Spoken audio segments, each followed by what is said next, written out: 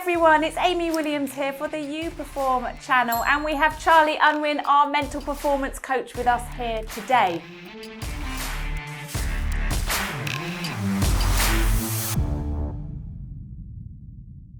I have a piece of paper in the hand with some questions for you, Charlie, which our viewers and subscribers have written into us. So thank you very much for that. Now I'm going to go straight in with our first question.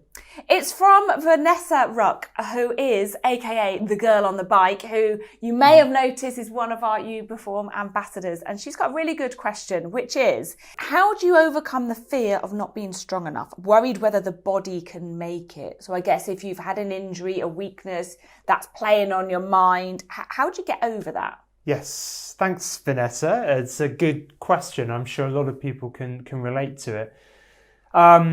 It's a really challenging one. Okay, where I'm going to go to with this is, I remember there was a time where I was working with a sprint athlete who had a bad Achilles injury. And they were worried that they wouldn't be able to push themselves to the limit that they could before, because they'd had this pretty bad injury, and they were worried of redoing it. And as a result, they weren't pushing themselves to the limits that their coaches were trying to get them to.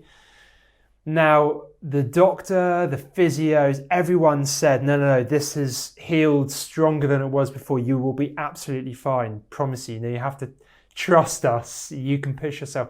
But you know what, that's not always enough, and this guy was just really cautious. Interestingly, it was largely unconscious. He thought he was pushing himself as hard as he could, but he wasn't. He was unconsciously saving himself. And that's more challenging because you can't rationalize it. You can't just sit down with him and say, look, you're fine, go on, have a go, push yourself as hard as you can, see how strong you are. Because he thought he was. So we had to come about it a very different way. So the way that we came up with, and I think this would absolutely work in Vanessa's case as well, is there is a danger that when it comes to things like strength and sports or activities that push us to the limits, part of our training session is to kind of push as far as we can until we hit those limits. And at that point, something happens. We either fall on the floor exhausted, or we get injured, or something like that. The problem with that way of training is that as we move towards what we think our limits are, we're starting to think about what might happen and anticipate. And as long as we're anticipating what could go wrong, we're not focused on the very commitment and form that we need to stay true to that exercise, the execution of what it is that we're doing. So this could be, for example, on a motorbike, this could be dangerous, right? Because actually what we need to do more than anything is focus. So there are problems in that approach of simply just pushing yourself to the limits just to see how far you can go. So what's the alternative? Well, we came up with this training protocol, which I think works really well, which is whereby you go up to a certain point and you don't go beyond that point. So for this particular athlete that we worked with, we had to come up with kind of 60, 70, 80, 90% efforts. And the idea was that on this particular training session, he would do the training session up to 60% efforts. Now, the goal was to be as close to 60% as possible. So he knew roughly that 60% equated to getting from A to B at that speed. So his goal wasn't to push himself as hard as he could. His goal was to see how accurately he could internalize 60% effort. And it became a bit of a game. Now, inevitably, what happened, and this was the point, was that he'd get to the end of that training session saying, I could do more. At which point we would say, well, you're not going to do any more. You've achieved the goals of this exercise. You've focused on quality, not on quantity, or not on just sheer intensity. You've got the quality right. You've maintained your form at 60%. Stop there.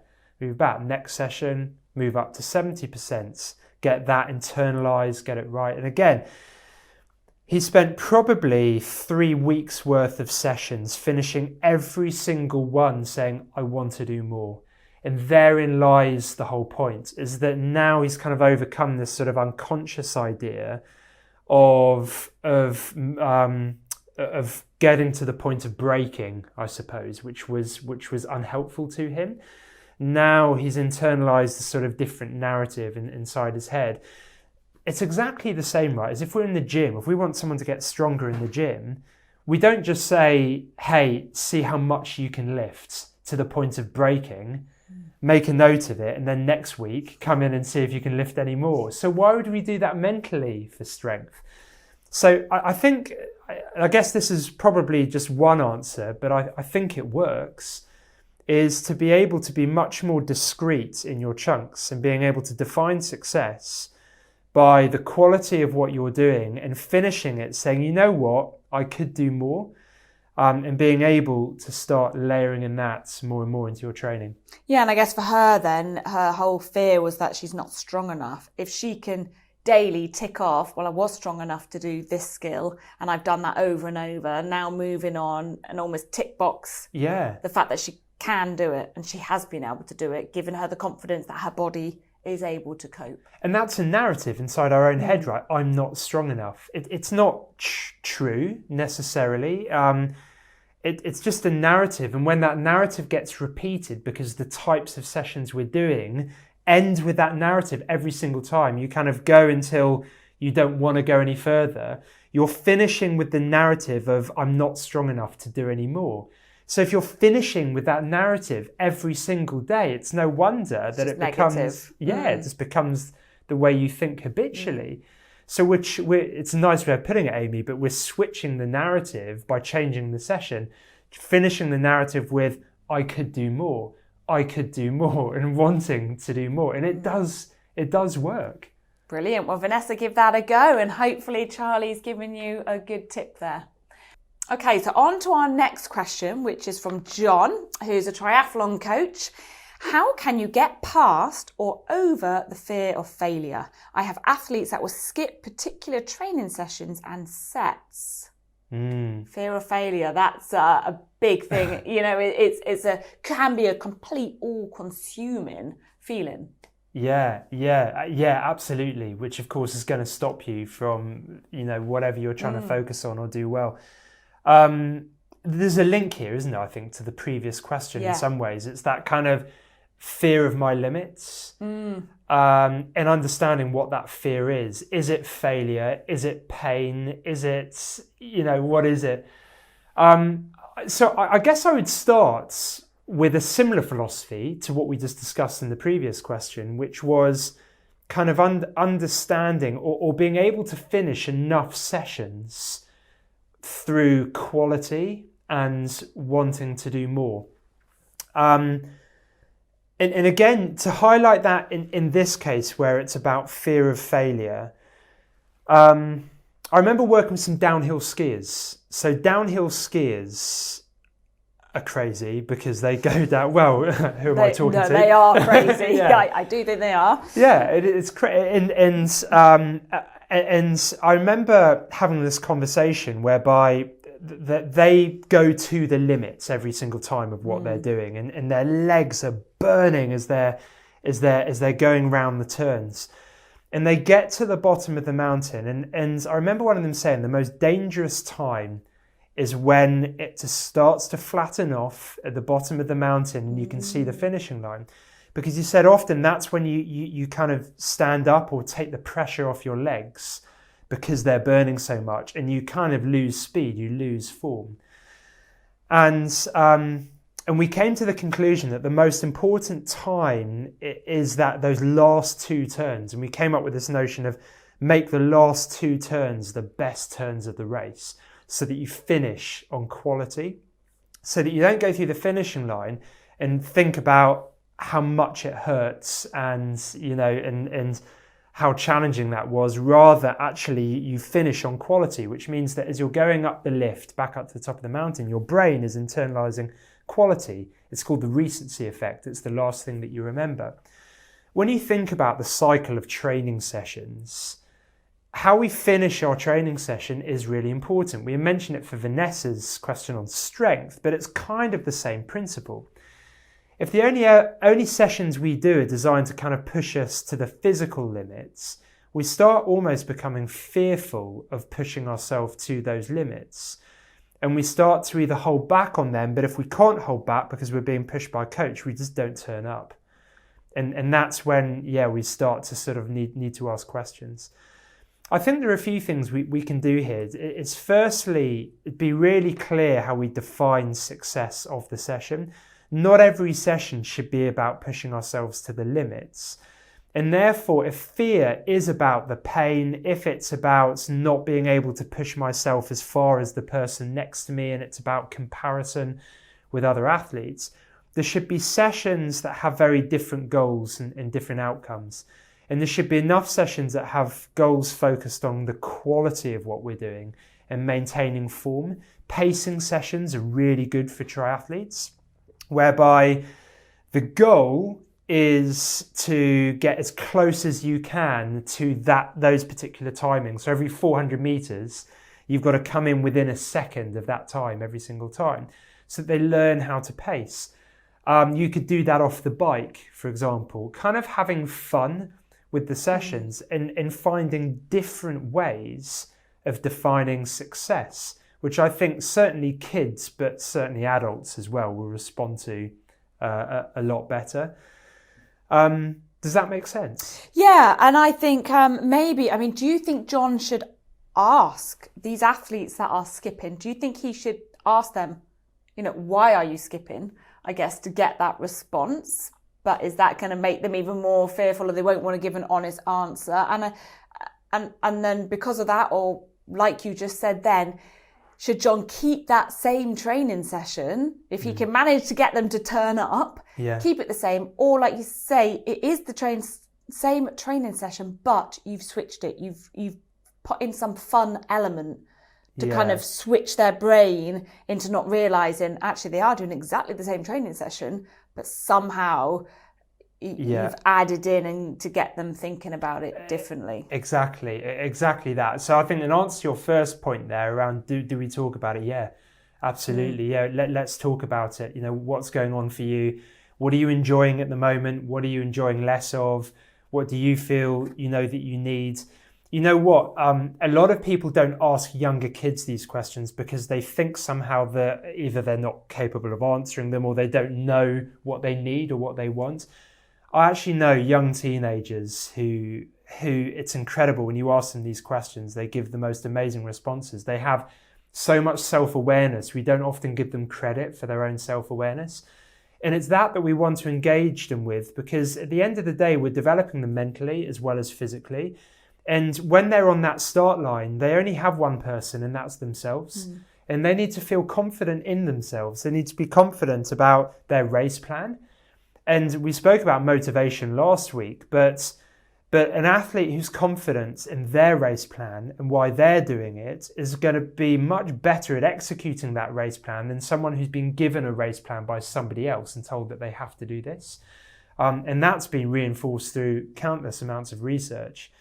So, I think you're absolutely right on that. And then in terms of making the sessions fun, we've spoken about mixing up the goals of the session. So you can still make sessions quite hardcore, quite intense, but shift the goal. It's not just about getting over the finishing line, having gone to your limits. It's about the quality of what you're doing. Video them in the final kind of 1 kilometer. And it's all about who can maintain the quality of form whilst they're doing that.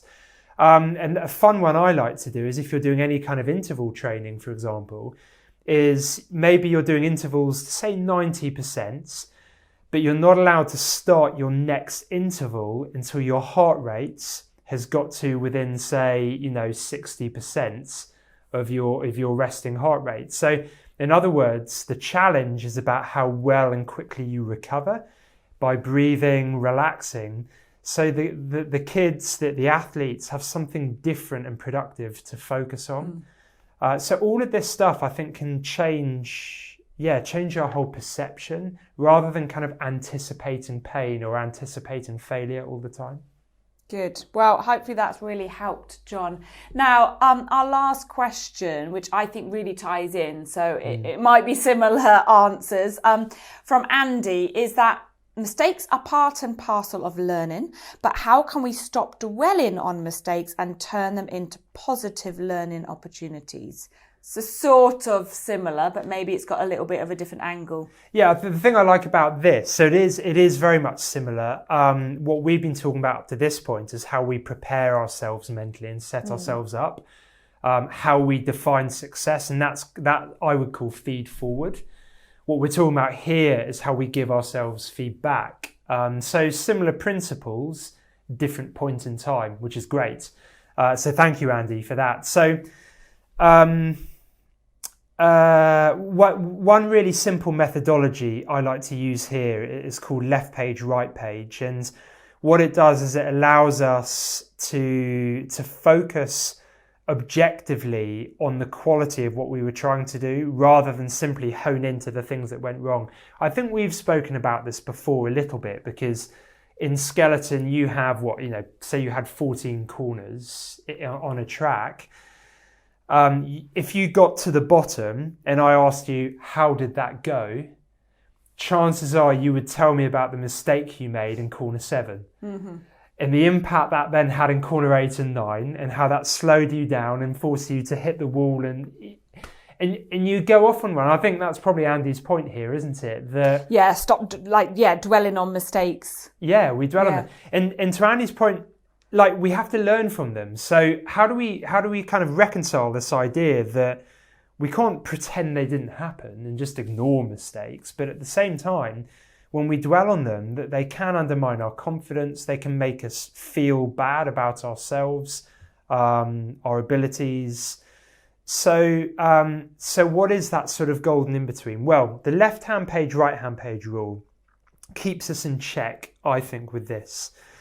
There is no golden rule about, finish your race, finish your day, finish your competition, finish your match, and tell me what you did well.